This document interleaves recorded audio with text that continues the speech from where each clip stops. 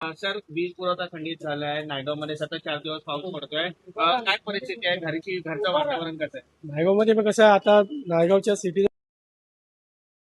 खूप पाणी भरलं आहे. म्हणजे ग्राउंड फ्लोअर पूर्ण भरलेलं आहे आणि ग्राउंड फ्लोअरची जी माणसं राहणारी आहेत त्यांचे एवढे हाल होतात आहे की ते फर्स्ट फ्लोअरला शिफ्ट झाले. त्याच्यामुळे थोडा प्रशासनाने लक्ष द्यावं अशी माझी विनंती आहे. बघा सर, लाईट गेली आहे.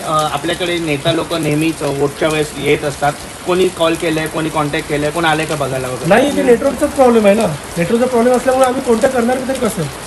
आज 2 दिवस झाले लाईट नाही आहे, नेटवर्क नाही आहे, कसं लोकांशी कोणाला कॉन्टॅक्ट कोणाशी कॉन्टॅक्ट करणार आणि अशी परिस्थिती झाली आहे. स्वतःहून यायला पाहिजे. एक शेवटचा प्रश्न तुम्हाला विचारतो की लहान मुले आहेत, आता आजारपण सुद्धा वाढू शकतं. काय वाटतं, प्रशासनाने येऊन लक्ष दिलं पाहिजे? हो, लक्ष तर दिलाच पाहिजे ना. कारण 2 दिवस झाले कोणीच येत नाही, कोणीच विचारत नाहीये.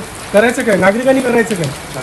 खूप हाल होतात. त्याच्यामुळे माझी अशी विनंती आहे की त्यांनी सरकारने थोडंसं लक्ष द्यावं. थँक्यू. जिल्ह्यामध्ये पाऊस आहे, वसई विरार भागामध्ये, नायगाव भागामध्ये सुद्धा पाऊस आहे, परंतु इथे सरकारचं लक्ष नाहीये, लोकप्रतिनिधी येत नाहीये. तुमची परिस्थिती काय? तुम्ही नागरिक आहात, लाईट वगैरे आहे का घरी?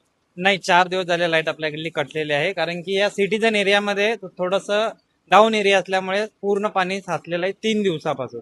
त्यामुळे लाईट बंद केलेली आहे पूर्णपणे लाईट बंद केल्यामुळे नाही ते पाण्याचा सुद्धा, पिण्याचा पाण्याचा खूप प्रॉब्लेम झालेला आहे लोकांना. तसंच त्या पद्धतीने गाड्यांचा पण प्रॉब्लेम, सगळ्या गाड्या बिल्डिंग मधल्या काढून सगळ्या रोडला लावलेल्या आहेत. तिथे सगळी झाडं पण पडलेले आहेत.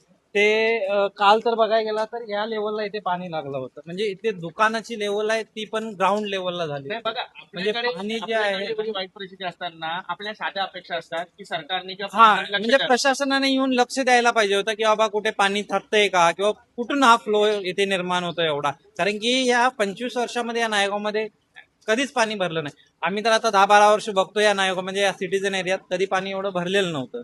याच टायमाला एवढं पाणी भरलं, ते भरायचं कारण काय मेन गोष्ट? कारण की फ्लो असेल, पाऊस कितीही लागला तरी पाणी निघून जातं. आता 48 म्हणजे 24 तासात ओलडून गेले तरी पाणी हे फ्लो निघून गेलेलं नाहीये. आता कुठे कुठे थोडं पाणी खाली होत आहे. तो एक प्रॉब्लेम आहे. पण ह्याच्यावर काय आहे, प्रशासनाने थोडं लक्ष घालून इथून एक मार्ग काढून दिला पाहिजे लोकांना, की ऍटलीस्ट लोकांना पाण्याची तरी सोय होईल, लाईट भेटेल. घरामध्ये इन्व्हर्टर आहे ते पण आता डाऊन गेलेले आहेत. लहान मुलं आहेत, त्यांना काही